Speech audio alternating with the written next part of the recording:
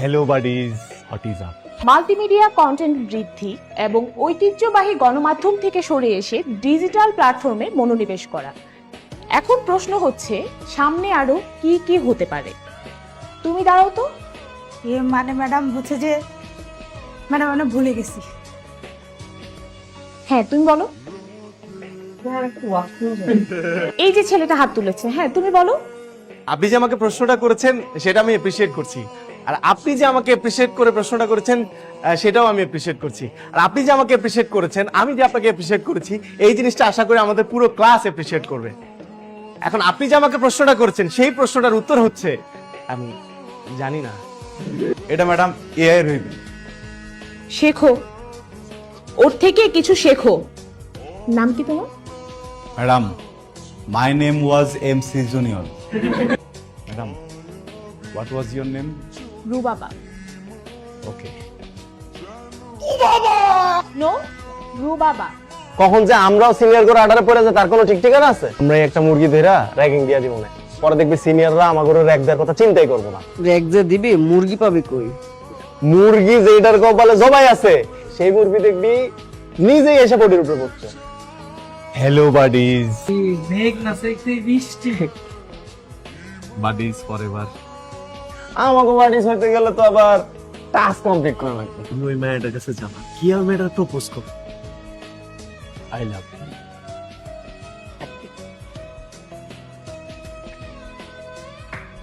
মিনময়কে অনেক বেশি পছন্দ করো? হু আর ইউ? আমি তোমার ক্লাসমেট লিয়া। বাডি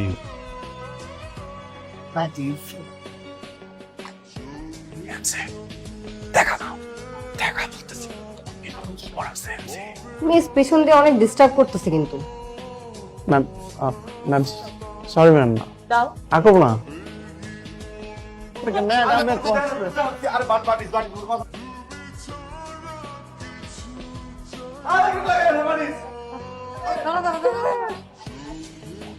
আচ্ছা ওরে যে এমনি রাখা যেতেছস, ওকে তো সকালের আগে কিন্তু কেউ গেট খুলবে না, ইউনিভার্সিটি সবাই কিন্তু গেছে গা।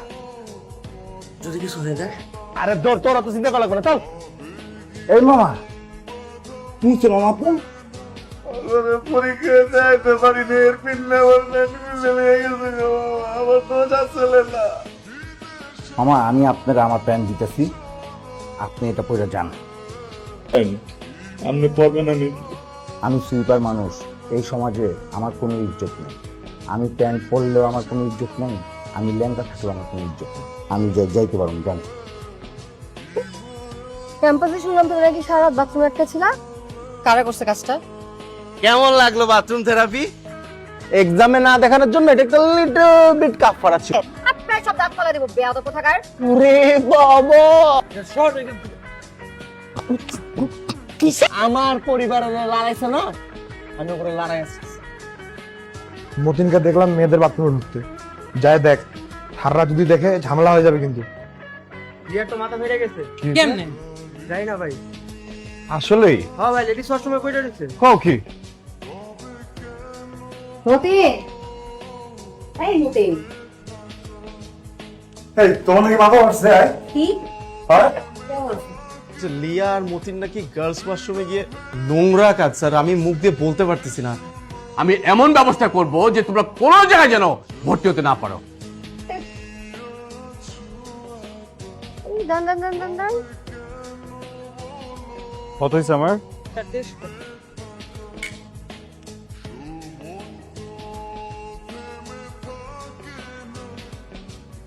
কিছু বলবেন? হ্যাঁ বলবো। কি? মতিন। ইয়া ও তোমার জেনে যাচ্ছে না, পুরো চেঞ্জ। তোমার না চুলে কি কি ছিল, কাপড় চোপড় পুরো বদলাই গেছো। ওয়াও, আমারও তো আউটলুক পুরাই ডিফারেন্ট, কথাবার্তাও পাল্টে গেছে। By the way nice outfit. Back to back interview দিই, বাদ পড়ি, কোনো কারণ খুঁজে পেলাম না। পরে মনে হলো আমাকে মনে একটু গরিব দেখায়, এই জন্য আমার চাকরি হয় না, তাই ফ্রেন্ডের ব্লেজার পরে আসলাম। আজকে হয়ে যাবে। ও কোথায় যাচ্ছ ইন্টারভিউ দিতে? রুটস গ্রুপে। তাই? আমি তো 50% ওনার। কি বল? 50%? মানে একটা প্রজেক্টের জন্য ওরা আমার 50% পার্টনার, ওখানেই যাচ্ছিলাম এগ্রিমেন্টের জন্য। স্টিল মানে রুটস গ্রুপ একটা কেন হাফ প্রজেক্টে যদি 1% এর পার্টনার তুমি বুঝতেছো, ওয়াও। একসাথে যাই। হ্যাঁ একসাথে যাই। যাই? হ্যাঁ যাই। Hello sir, excuse me. কিছু মনে না করলে আমার গরিব ফ্যামিলি থেকে একটু ঘুরে যান, কিছু কিনতে হবে না, 2 মিনিট বসে গেলেই হবে। ফ্লাওয়ার শপ এত সুন্দর হয়, আমি তো ফ্লাওয়ার শপ ভাবলেই মাথায় আসে রাস্তার ধারে একটা কাঠের টুলের উপরে বালতি রেখে গেছে ফুল বেচা। কোথায় ছিল? আর কোথায় যাবো, খবর নিবো কোথায় কোথায় চাকরি অপরচুনিটি আছে। আমার একটা সহকারী হলে ভালো হতো। যদি তো আবার জব না হয়, জয়েন করবা, টাকা দেবো কিন্তু। তুমি যদি আমাকে এখন বলো এখানে সিকিউরিটি গার্ডের কাজ করতে হবে আর তোমার এখানে ক্লিনারের কাজ করতে হবে, আই এম রেডি। যদি ক্লিনারের কাজ করতে I am ready, because I need a job and I need money. কি ধরনের ইনভেস্টমেন্ট প্রপোজ করছেন স্যার? সব ধরনের। আমরা অ্যাপ্রিশিয়েট করি আপনাদের আইডিয়াকে, আপনাদের স্কিল অ্যাপ্রিশিয়েট করি, আপনাদের স্ট্র্যাটেজি অ্যাপ্রিশিয়েট করি। আমরা হচ্ছে আপনাদের সাথে একটা পার্টনারশিপে যাব। আমরা আগামী 3 বছরে আপনাদেরকে 3টি ধাপে ইনভেস্ট করব। তবে হ্যাঁ, সবকিছুর পূর্বে প্রথম যে অর্ডারটা আমরা করব সেটা টোটালি আপনাদেরকে সেলফ ফান্ডিং এ করতে হবে। মানে আমি তো রুটসের সাথে একটা কাজ করতেছি না, কোনটার কথা বলতেছেন? শুনছি ওরা নাকি উপর থেকে নিচ পর্যন্ত পুরোটা ফুলের বাগান বানায় ফেলাইবো। বুঝলামই নাকি? আমার সব আমি জানি না, আমার বাড়িওয়ালা জানে। দেখেন, আমি কিন্তু আপনাদেরকে আগেই বলেছি যে কোয়ালিটির ব্যাপারে আমাদের কোম্পানি কোনো কম্প্রোমাইজ করে না। ইনফ্যাক্ট আমাদের এগ্রিমেন্ট ক্লোজে খুব স্পষ্টভাবে লেখা ছিল বিষয়টা। আপনারা বোধহয় পেপারটা ভালোভাবে না পড়েই সাইন করে দিয়েছেন। আর এই ধরনের বিষয়গুলো আমাদের বস একেবারেই অ্যালাউ করে না। দেখেন, আপনার সাথে কথা বলার কোনো ইচ্ছা নাই।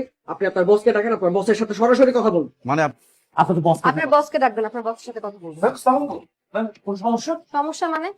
আমি আপনাদেরকে আগেই বলছি না যে আমার ব্যবসা আমি আমার মতো করে করি, কোনো পার্টনারশিপে যাব না।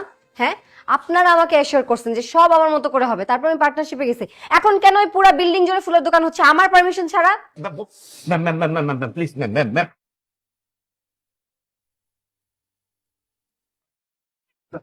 কি হচ্ছে? স্যার আমি অলরেডি আমাদের এগ্রিমেন্টটা স্যার টার্মিনেট করে দিয়েছি স্যার।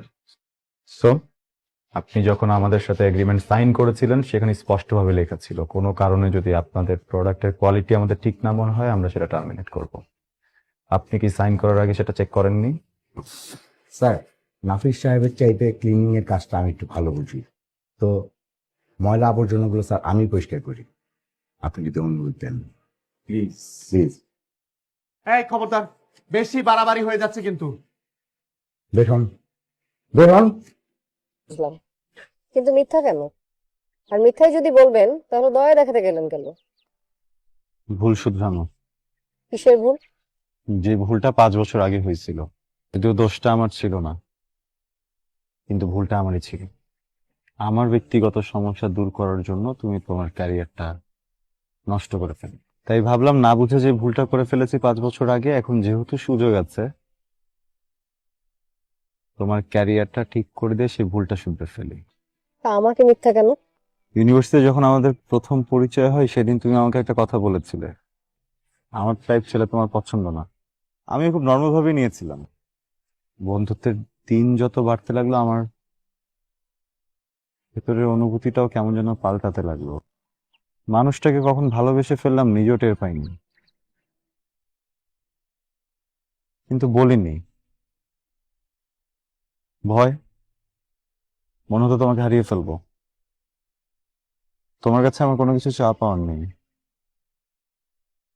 আমি জাস্ট তোমার ফ্রেন্ড হয়ে সারা জীবন তোমার পাশে থেকে যেতে চাই।